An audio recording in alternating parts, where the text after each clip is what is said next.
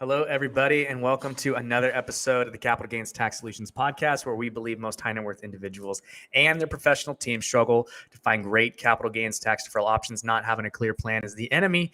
Using a proven tax deferral strategy, such as the deferred sales trust, is the best way to exit highly appreciated assets tax deferred, so you create, preserve, and grow your wealth. I'm your co-host, Pearson York, filling in for Brett Schwartz, and each episode I'm joined by some of the best wealth, business, real estate, and leadership individuals in the world to share ideas, deal stories, and inspirations, so together we can make complex tax deferral strategies simple and passive income plans achievable. As always, we're streaming on expertcresecrets.com, Capital Gains Tax Solutions YouTube channel, Kingdom Luxury Realty Facebook channel, and so go please rate, review, subscribe, like, comment, share, repost, all those fun things that we do for the algorithms nowadays. And I'm super excited about our next guest. He's a guru and of SaaS models. He's got a diverse background in all different types of business and medicine, and so we are going to pick up a ton of value from him on just the ecosystem of B2B, and he's going to be a fantastic guest. So, Anthony Nitsos, how you doing? I'm doing great. With setting the bar that high, I better make sure that I perform, right? I agree, because I just definitely set some expectations up there. You sure so, All right. So tell me about SaaS Gurus. How'd you get involved, and maybe about your story? How'd you get there? So if we go way back on the time machine here, I actually started off as a medical student back a long time ago, and quickly realized that was not for me.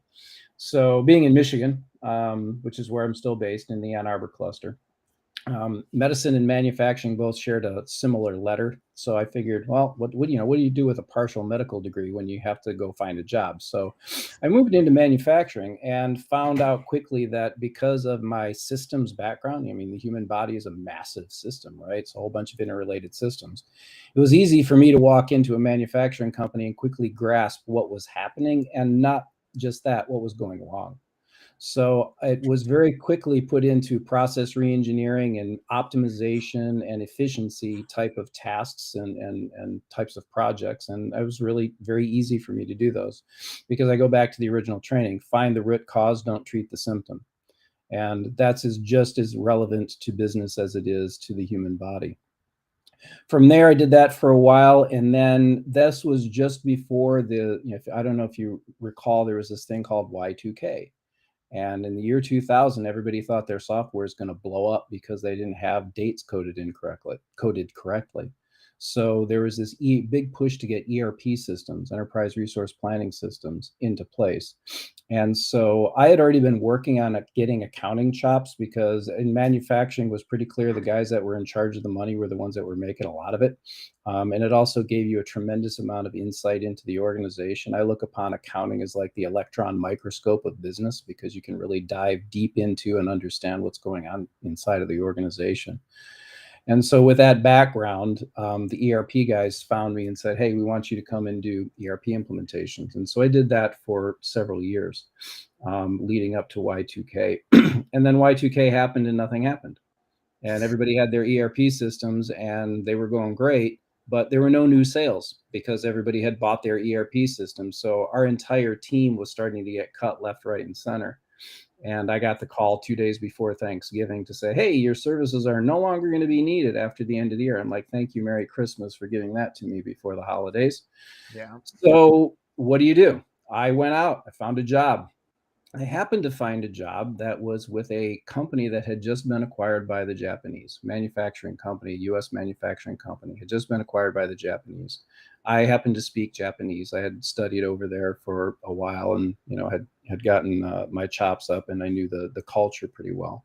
And they liked that, and the fact that I had the ERP background, and they were going to scale. They said, look, we have contracts that we're going to grow 10 times our current revenue in the next 3 years. We need somebody to come in and set up all the back office systems and make sure that we don't, fumble on our own, 1 yard line.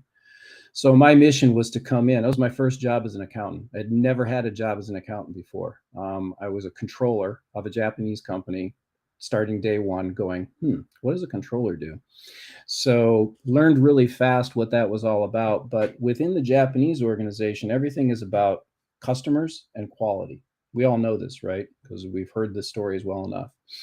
And so I got deeply into the figuring out how to scale an organization as efficiently as possible, because I was told point blank, you are not allowed to add headcount to the back office when you do this.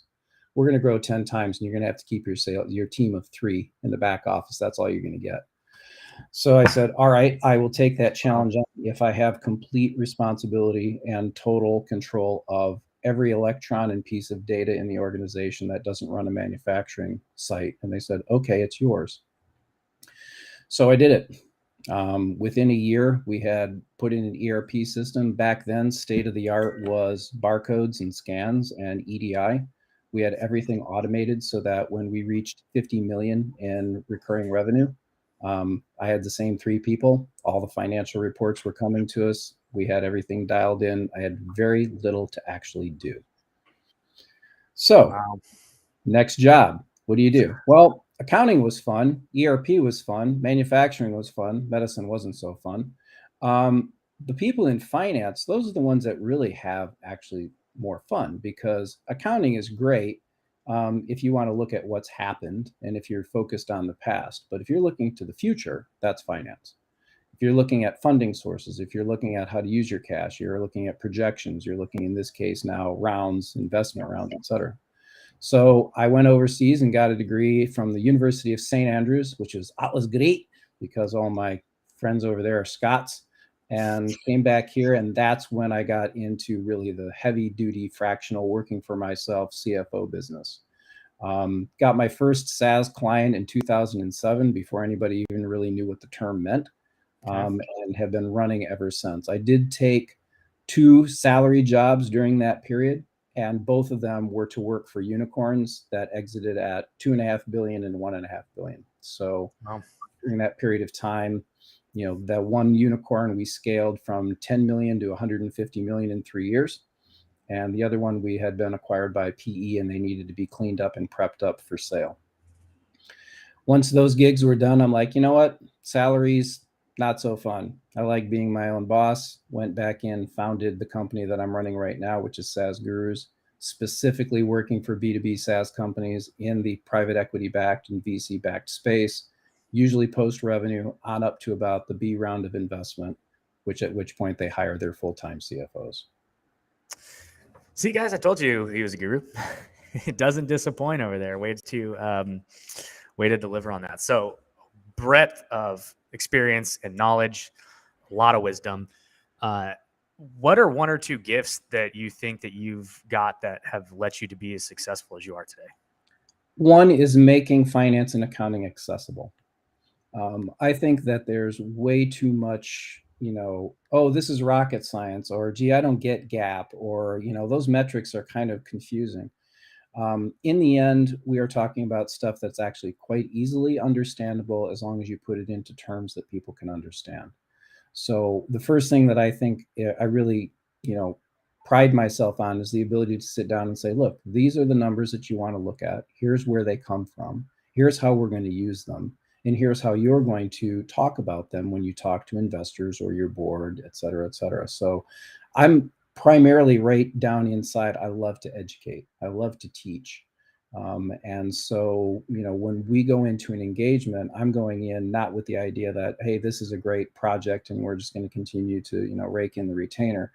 I want to see light bulbs go off. I want to see people come in and say, wow, I had no idea that was what was going on in my company because of what we did. So 1 is making finance and accounting accessible, but 2, more important, making it truly forward-looking and anticipatory, because this is a world where everything is changing constantly, and it's only getting worse and going faster. Right now on the horizon, AI is coming. How is that going to impact accounting and finance? It's going to impact accounting and finance. How do we anticipate that? But for my clients, what's going on in your space? What do you see? What's going on? How do we anticipate those things? That forward-lookingness attitude, I think I bring into everything. It's like I'm always planning for what's going to happen next. I'm not looking behind me too much at what's already gone on, because that's water under the bridge. That's done. Yeah. So really, you have vision for where things are going, but then you anticipate those. And it sounds like you're really good at putting them into, or putting solutions into place. There's a book called Rocket Fuel by Gino Wickman, and he talks about the visionary and the implementer. It sounds like really, you are an implementer, somebody who can actually get in there and actually implement the system to make things happen. You're the one who actually really brings the visions to life behind the scenes. I call myself the strategic enabler. Right. You have an idea, you have a company. What you don't need to be doing is choking on your own success or having stuff get in your way. Right. If you're a CEO of a SaaS company, there are two things that you need to be focused on: sales and cash. That's it. Right. It's all about recurring revenue, ARR, annual recurring revenue. It's like, how much recurring revenue do we have? How fast is it growing? That's absolutely number one. That's what most of your valuation is going to be based on, bar none. Number two, you cannot spend net income.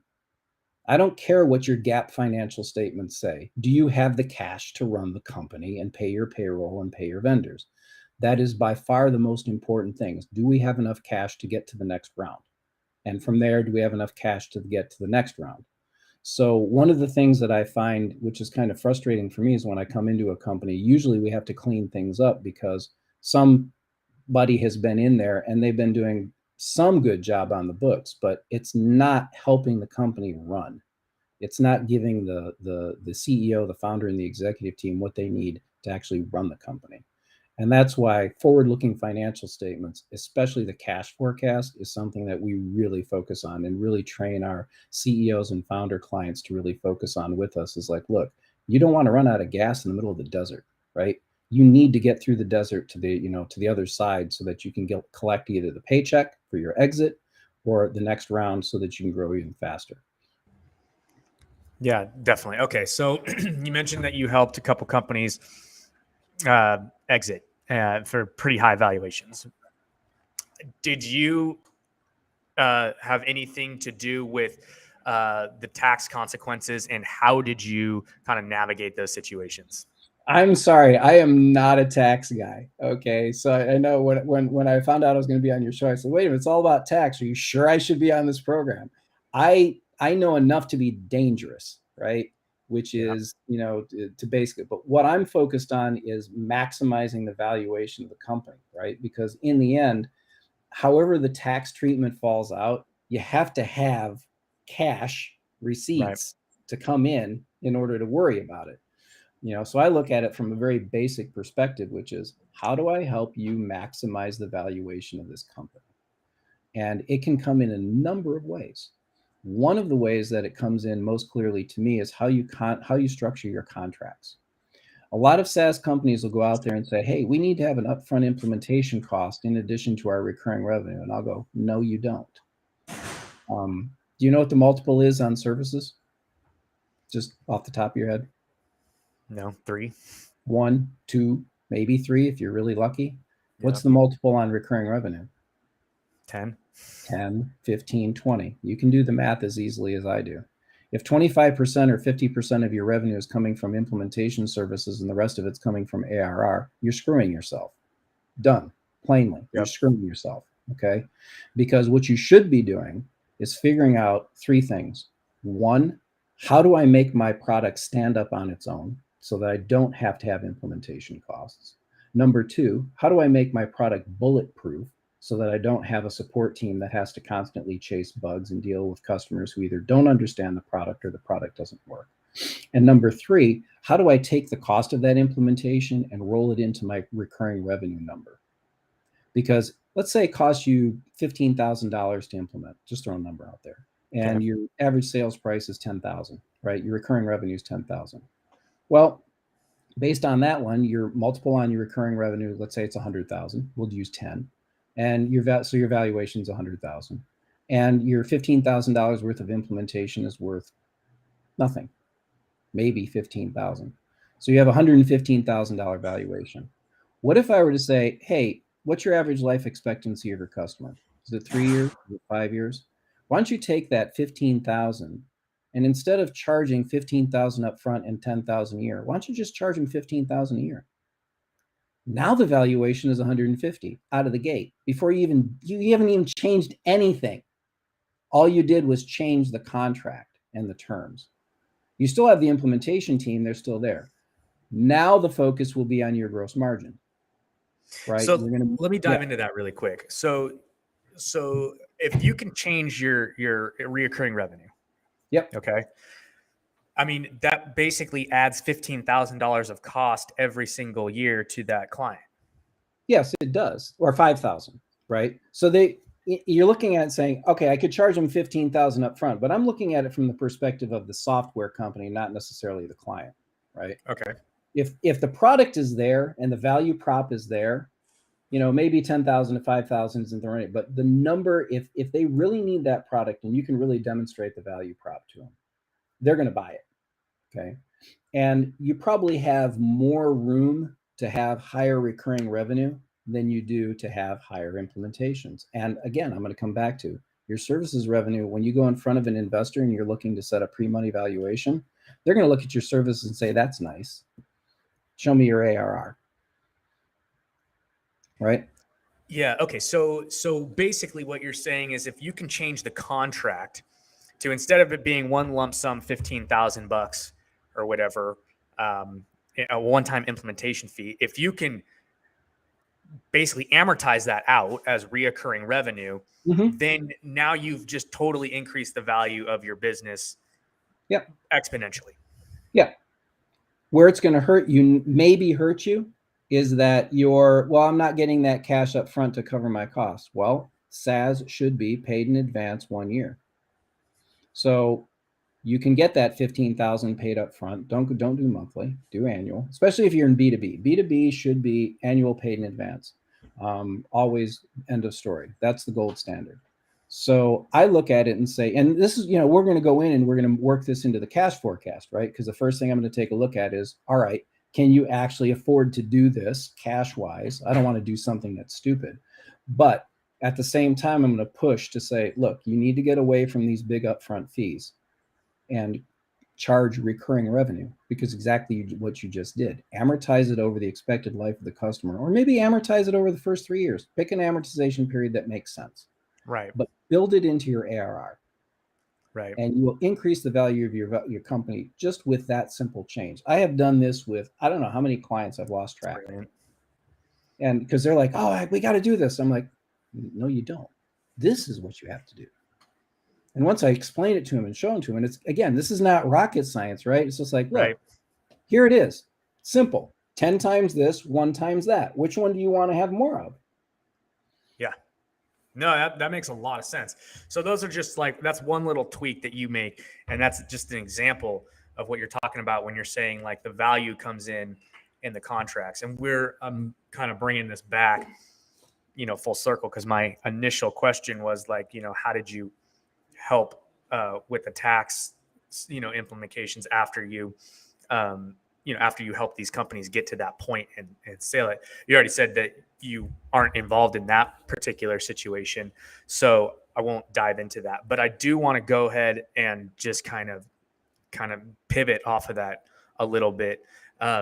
When you are looking to do a liquidation, right? Are these conversations that you're having with people up front, or how are you guys in this restructuring or this contract structuring? That's something that you're doing before you're even considering selling, right? Yeah. Yeah. There are a lot of things that I'm prepping my clients for. Okay. Everybody, let's face it, most of the time, I'm not going to say all the time, maybe 80% of the time, my clients are looking for an exit, right? Okay. They're not building this company as a lifestyle income. They're not looking at it as their job for the next 10 years. They're saying, I want to grow this and then I want to exit and get a paycheck. Great. Awesome. How do we make that paycheck as big as possible? There are really a few ways in which the CFO can come in and add value. And that's really the role of the CFO, is to add valuation to the companies, to increase the company's valuation. If the CFO is not doing that, they're not a CFO, in my opinion.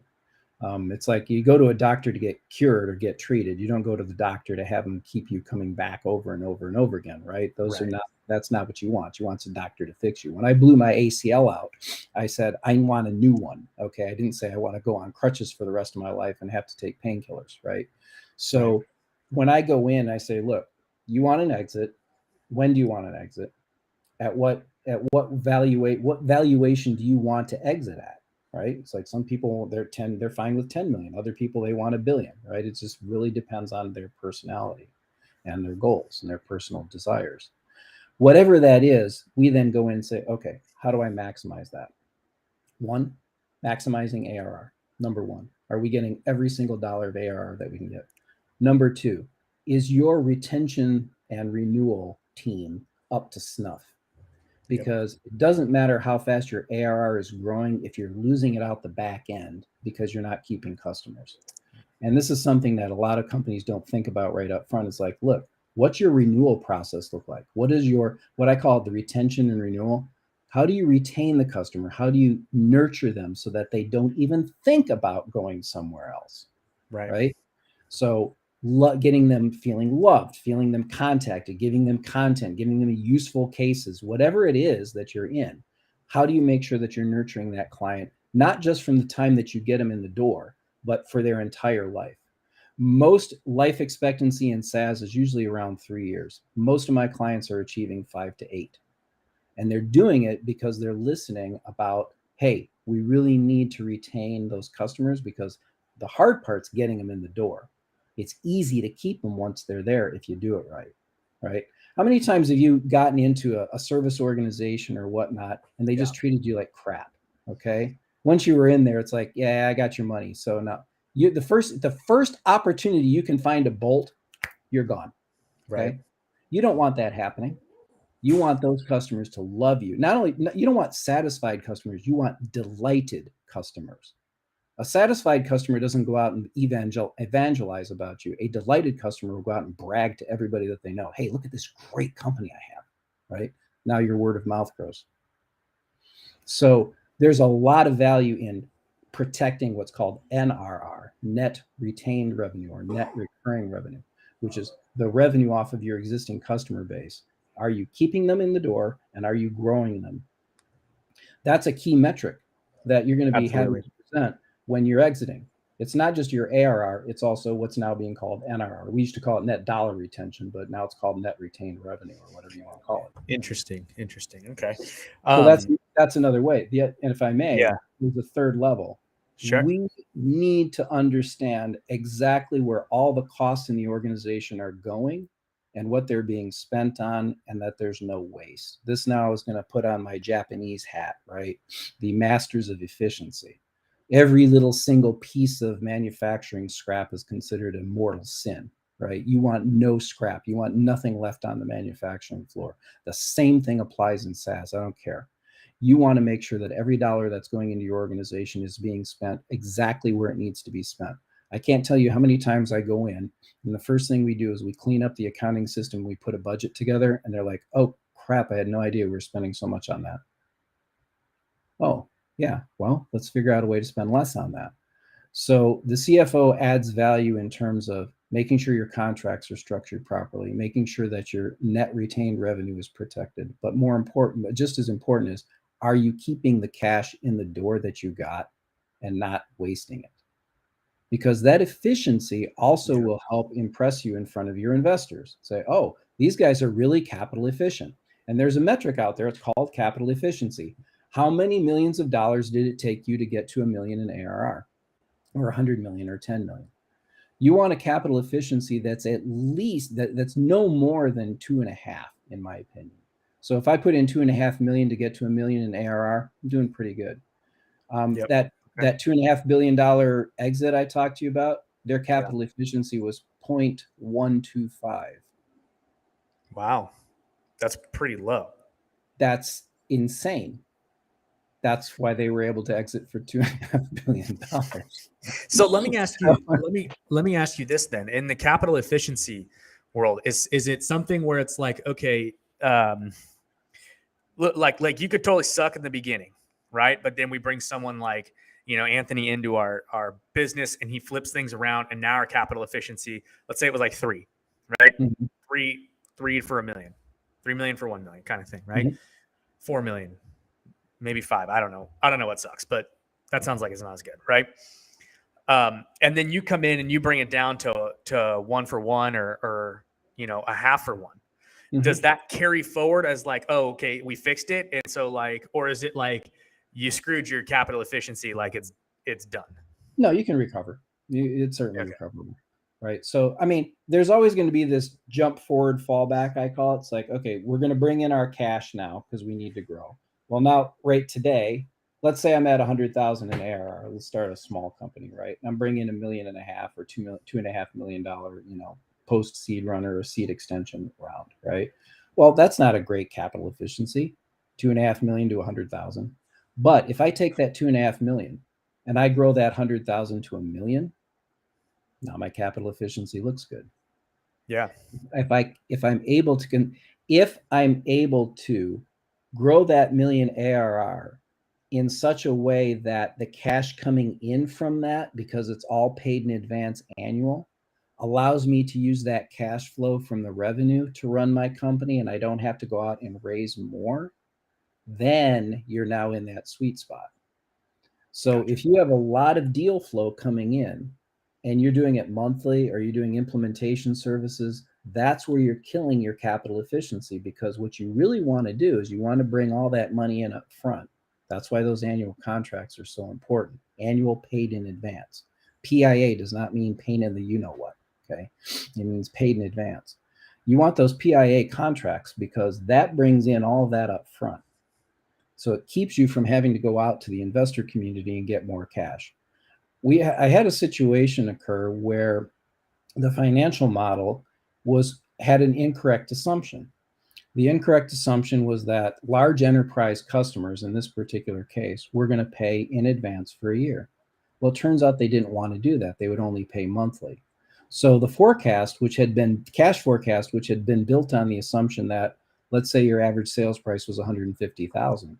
Instead of us getting 150,000 30 days later after invoice, we're going to have to spread that out to, whatever 150 divided by 12 is. I can't do that in my head.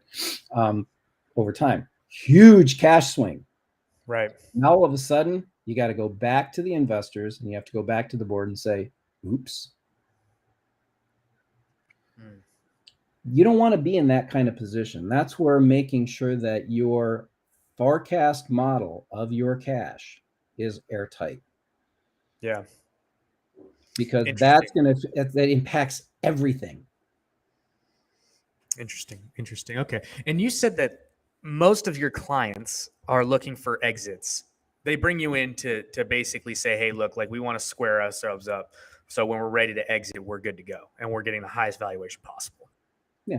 It could be 2 or 3 years down the line. Yeah. Very rarely do they bring me in to say, hey, we're going to exit in 6 months or we're preparing. I do have a few that want somebody to come in and clean things up and make sure they're ready for, an exit in a year and a half. But you have to get to a certain revenue level, which means that your go-to-market strategy has to be solid. Yeah, and absolutely. that you have a clear sales plan. This is the other place where a lot of companies fall down flat on their faces. Like, yeah, we're going to go to 2.5 million. Okay, how are you going to get there? Tell me exactly how you're going to get there. Who's your ideal customer profile? Where are their watering holes? What do they like to hear? How are you going to get them? Once you get them in, the door, how are you going to bag them? And then how are you going to keep them? Until you figure that particular DNA sequence out, it's all wishful thinking. Interesting. Okay.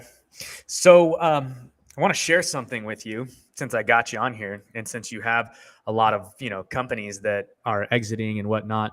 It is a little tax trick, but I think you might find it valuable. So one of the things that we do out here at Capital Gains Tax Solutions is we help companies defer capital gains tax. It works for real estate, of course, but it also works for businesses. It works for stock. It works for crypto. It works for highly appreciated art. It doesn't matter. And what's unique about it is, I don't know if you've ever done a 1031 exchange or anything like that, but I know what it is. Yeah. So with a 1031, there's some problems with it. Number one, you can't do it if you're a business. It's only really for real estate. And you have 45 days to identify, and you got to go back into real estate. Well, with this, you can sell a property or a business or a stock or whatever, and you can diversify. You can defer all the tax, and you can go in and out of different investments on your timing when it makes sense to you. So these companies that, have these, $1 billion exits, right? Their tax bills are really high, a couple, 200 million sometimes, on certain sales and whatnot. But with this, since you've got these planning kind of going in like so early, then you might be able to offer that as like, hey, all of this is really good to get a super high evaluation, but like you've been talking about, right? How do you keep what you sold, right? Instead of giving 20 to 30%, 40% to the government. So there's it's a unique strategy, and you guys can learn more about that strategy by going to capitalgainstaxsolutions.com. And we have a mastermind every Friday at 10 a.m. Pacific, 1 p.m. Eastern. And come bring your friends and ask questions and financial advisors and all that kind of stuff. But super powerful, super unique strategy, gives timing, control, asset allocation, liquidity. So when you're ready to find and go back into other deals, you totally can. It's cool. An awesome strategy. So yeah, you guys can check it out at capitalgainstaxsolutions.com. So Anthony, where can people find you? I am easy to find. Number one, I have a unique last name, Nitsos. There are very few of us out there in the world. Nitsos. If you put Anthony Nitsos in there, you're going to find probably me. So Google search is easy to turn me up. www.saas-gurus, plural.com. That's my website. There's a contact us right there. Send us an email. We'll get right back to you. LinkedIn. Easy. I'm all over the place. I put podcasts out. I put content out. There's a lot of free content on my website. You can go in and learn. I believe in freedom of information when it comes to what I do. I don't believe that what I do is rocket science, and I think it should be accessible to everybody. So I put videos out there with articles that I think are very clearly explaining, hey, here's how you do it. Not just what to do. There's a lot of companies out there that say this is what you need to do, but they don't explain how. And that's where I think we differentiate ourselves, is that we tell you exactly how to do it. It's like, here's the nuts and bolts. Here's how you put the machine together. So those are the three easiest ways to find me. Google search, my name, find me on my website, or LinkedIn. Awesome. So yeah, guys, saasgurus.com. You can catch Anthony there, or just Google him. So that's awesome. Okay, I know we're running out of time here, so I want to get you into the lightning round real quick, and then we'll get you off here. I'm kind of throwing a curveball at you. The lightning round. I know. All right. Let me get my lightning rod. What's your favorite book? Dune. As in Frank Herbert's Dune, as in the movie that came out recently. Dune. Are they going to make a second movie? I don't know. I haven't seen the first one yet. I have kids. I didn't have any chance to go see a bloody movie. Who knows? That's fair. I watched it on the airplane. So if you fly anywhere there, it's on Southwest. All I can say is the first two movies sucked. So I hope they did a better job on this one.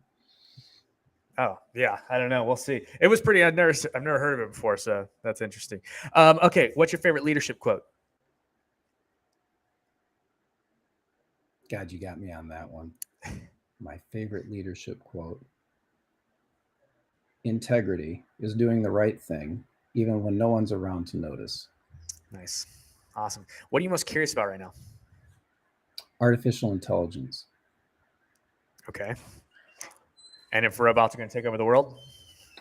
Well, it's not so much robots taking over the world, but when you take a look at the kinds of things that can be AI'd out of it, basically replacing people with AI, there's a lot. And so this is something that's a tidal wave. And frankly, I'd rather be on top of that tidal wave than on the shoreline looking at it coming at me. Yeah, totally fair. Drive your boat over it. I think it's like the best way over a tidal wave. Right? Run like hell to the hills, right? Yeah, definitely. Okay, awesome. So, guys, reach out to Anthony, Anthony Nitsos.